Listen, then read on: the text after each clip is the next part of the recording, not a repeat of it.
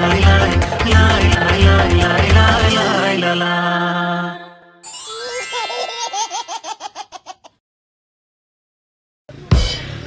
How are you? How are you? I'm Anaya Mujib and welcome back to my channel. So for today's vlog, mag-house tour tayo dito sa bahay ng mga in-laws ko sa Hunsa. So mag-umpisa tayo dito sa garage nila.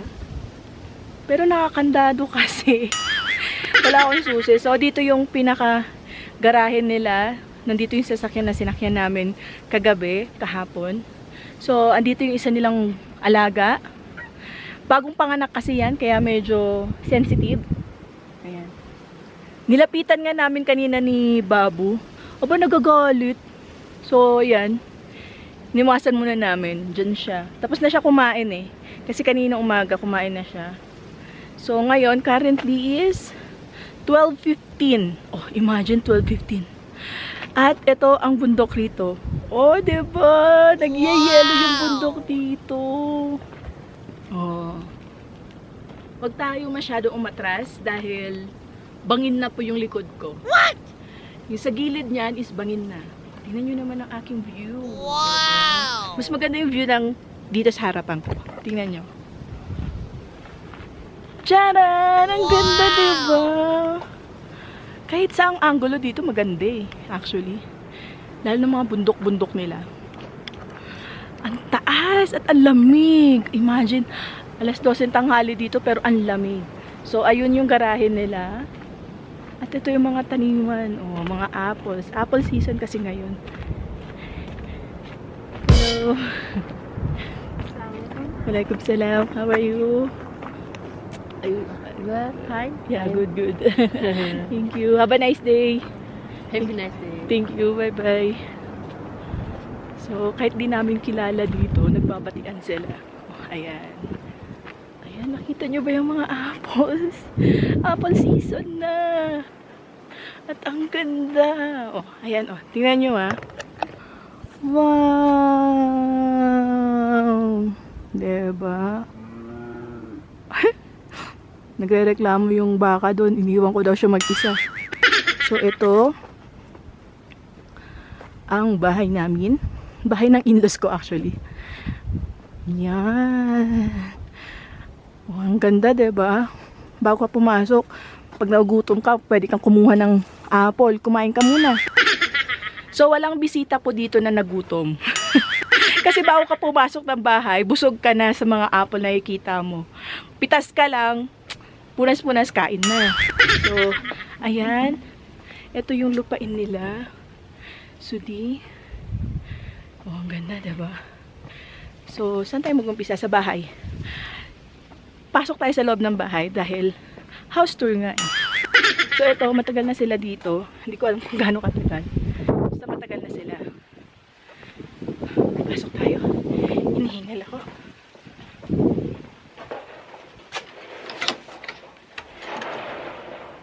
Ay, may nag-aasikaso ng almonds.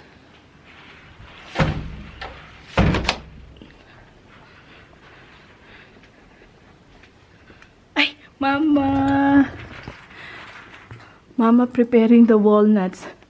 So, ito yung unang kwarto. Dito sila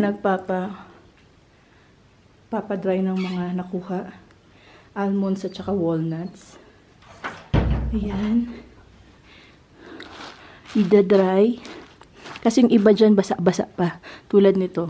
Ayan o. Kita nyo ba? Medyo basa pa. So, kailangan tuyong-tuyo siya. Aray ko. Matulis. Matulis siya. So, ito, bibiyakin pa to bago makuha yung mismong nuts. Katulad ng almonds. Ayan. Ito, oh, medyo basa-basa pa talaga. So, yan, patutuyuin nila dito. Ito, ang unang kwarto. Dito sila natulog kagabi, sila mama at babu. Mama at baba. Tapos, ito yung CR nila dito. Kasi, lahat ng kwarto dito may CR. So, ganito yung CR nila. Malinis, diba? Yan yung CR nila. At malaki. Malaki yung CR nila dito. Oh, diba? Nakakatakot yung tunog ng pintuan. Parang horror movies.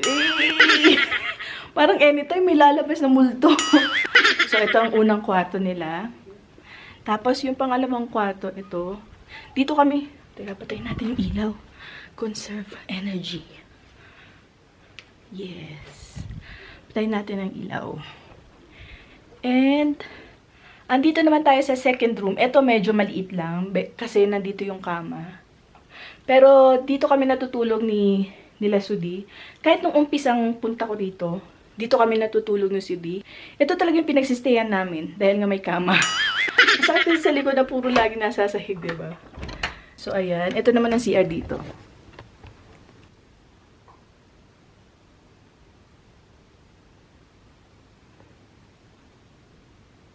Natural light lang sila dito.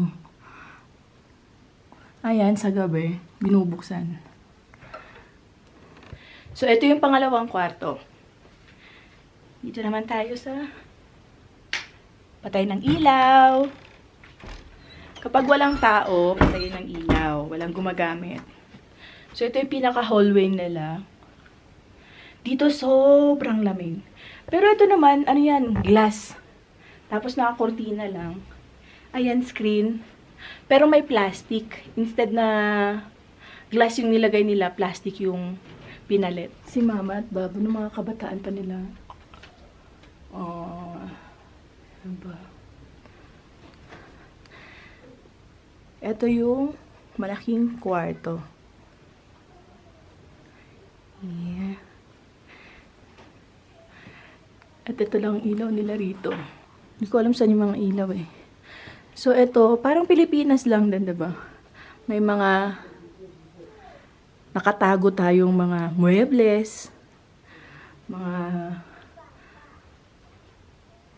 plato, platito, baso, bangkok, yung mga mamahalin, yung pang bisita.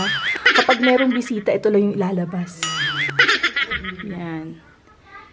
Kapag may mga gatherings, yan yung mga ginagamit namin. Very Pilipinas, diba? Very Filipino. Ganyan din tayo eh. Mama ko ganyan. Aminado ako. Kapag may mga gandang gamit, tinatabi niya, hindi niya pinapagamit sa amin. Gagamitin namin yung mga takip ng cup noodles, yung mga Tupperware, ng mga ginamitan ng butter, ganyan, kundi ng ice cream. Yun yung mga gagamitin namin. Pero yung mga maganda, tinatabi yan. Hanggang sa hindi na nagamit. Nasira na lang yung iba. So, ito, yung pinakamalaking kwarto. So, ito pala, meron pa akong trivia sa inyo. Ito yung nag-iisang lucky charm ng bahay na to. Siya lang naka-display sa bahay na to, sa kanilang magkakapatid siya lang. Kasi siya ang pinaniniwala ang lucky charm ng pamilya. So, here you go! Wow! Here's Mujibudin! How old are you this time? This photo. Come here, come here, come here. Let's see the difference. Metric this one. Huh? Come here nga.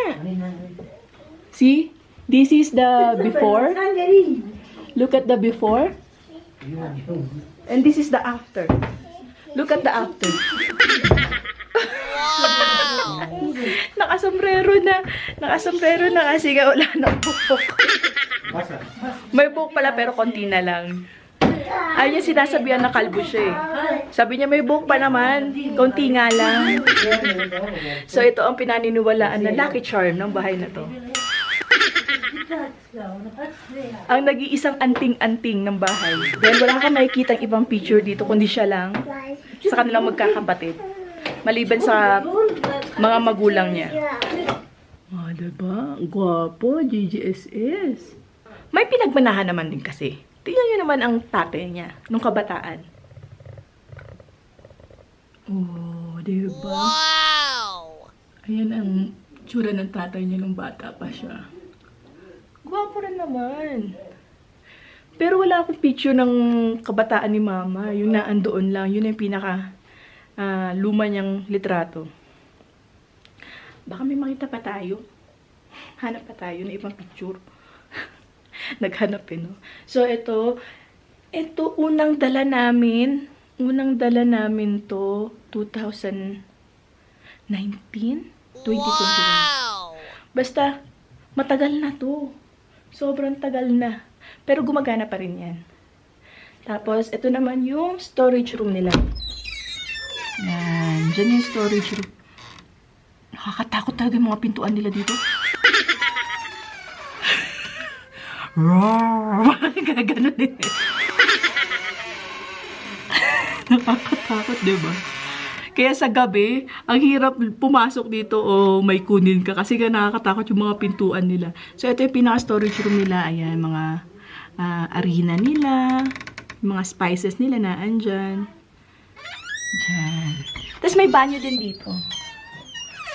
Pero lumang banyo na. So, wag na natin pakita. Hindi kagandahan. Hi, Apa!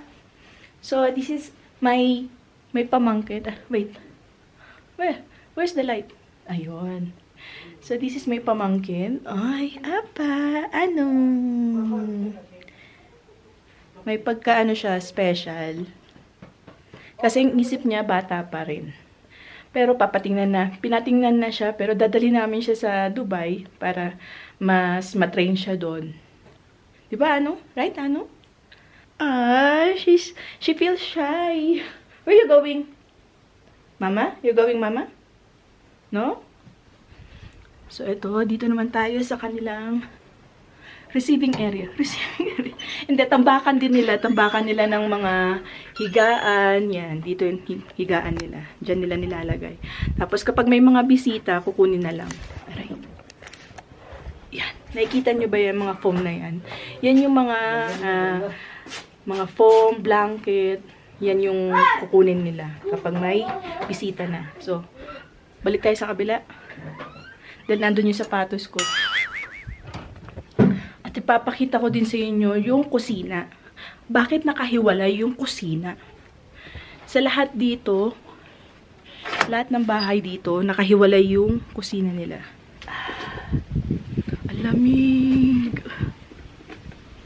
Sobrang lamig.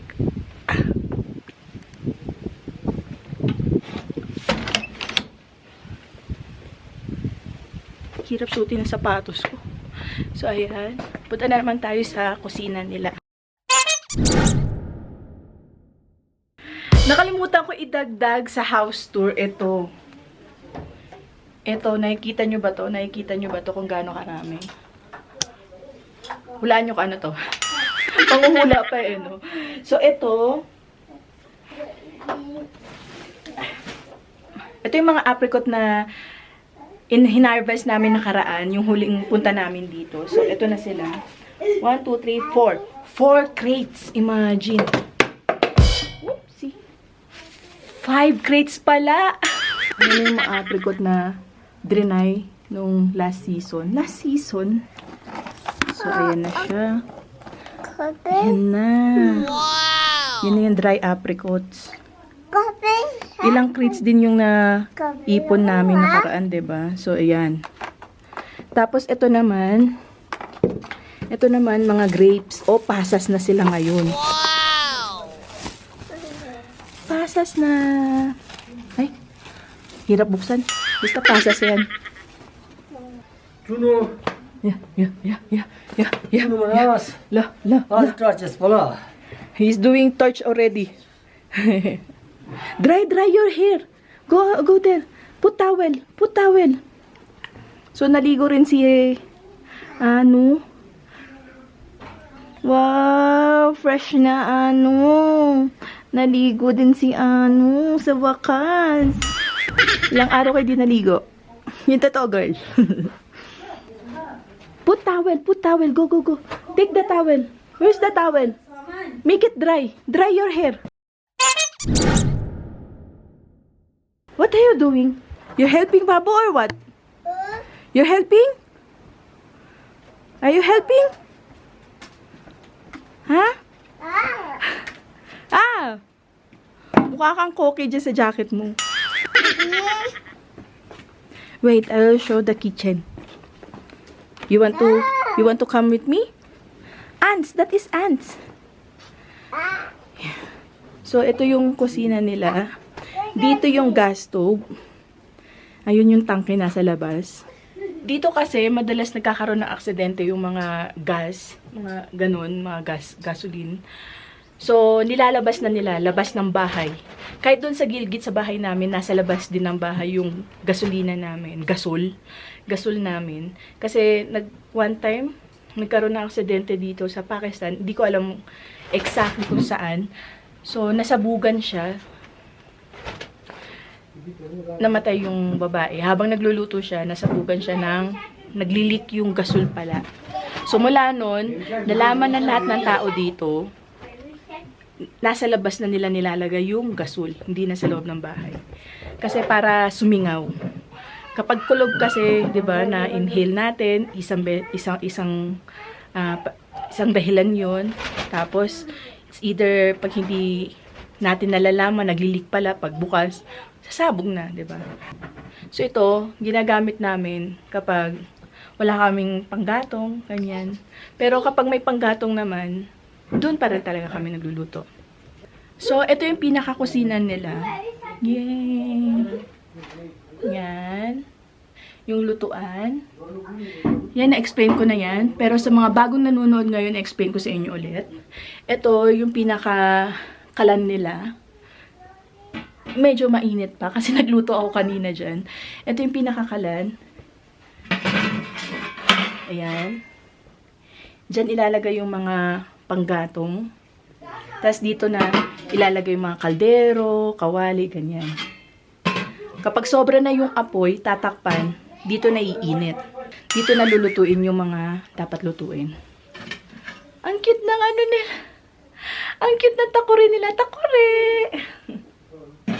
So, dito yung apoy. Dito naman ang usok. Paakyat. Lalabas ang usok. Pero, ito ang kinaganda. Ang tubig na nag-e-evap, galing sa usok, ang tubig mapupunta rito. Kaya ito medyo, ayan, medyo puno na siya. Kasi kanina, kagabi nagluto kami, tapos kanina, nagluto rin kami. So, may tubig siya.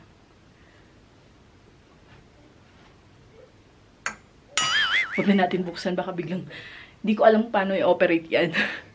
Baka maggaling-galingan tayo dito, masaktan natin sarili natin. So, ang galing lang na naka-invento nito. Sa TikTok, teknolohiya. So, ganyan sila magluto. At dito, kumukuha sila ng mainit na tubig. Yan. At ito naman, ang kanilang pinakalababo. Yan. Iniipon nila yung tubig. Tapos pinangdidilig nila. So, ganyan. Ito lang yung pinakagamit nila. Tapos dito na mga spices. Ayan. Nakatakip yung mga spices. Oh, ganyan lang. Basic. Yan lang yung pinakaano nila. Tapos yung mga kaldero kawali. Ayan. Andito na sa taas. Tapos kapag nagbabaga naman kami o nag-grill, ayan, meron pa silang isang lutuan. Dito. Ayan.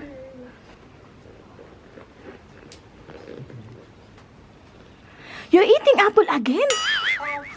Yes, you're eating apple again? How many apple you finish? Huh? How many apple already you finish? 5. Yes. 5, 6? 5, 6. 5. Oh. How many apples you eat? How many apples you eat? 5. 5, 6. 5, 6. Bumbay ka ba? 5, 6. Yan ang alam niyang number. Hindi siya nag-umpisa sa 1. Laging 5, 6. Say 1, 2, 3. Say 1. Say 1. 5. 6. Doon talaga siya nag-uumpisa sa 5. Ayan na. Oh, look at here. So, dito na po natapos ang video na to. Sana nag-enjoy kayo. And please subscribe to our channel. And like this video. Pakitang gilos naman. Ma! Ma! Ayan na, shoe. No, that is dirty. Dirty, yes, dirty. This is you. Stand up. Namu, puro ka na putik. Oh, always, close na, close. Always remember, stay beautiful in here. See you in my next vlog. Bye-bye. Say bye-bye. Bye-bye. Bye-bye.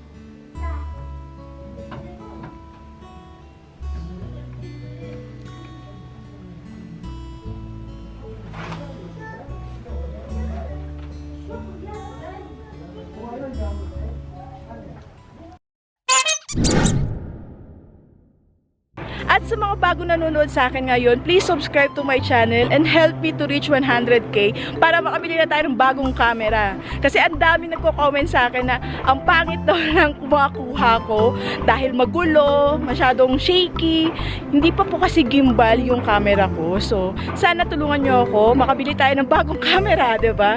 Para ma-enjoy natin yung mga scenic view dito, mga gandang view. At nakikita nyo yung background ko, ang ganda ng mga bundok, 'di ba?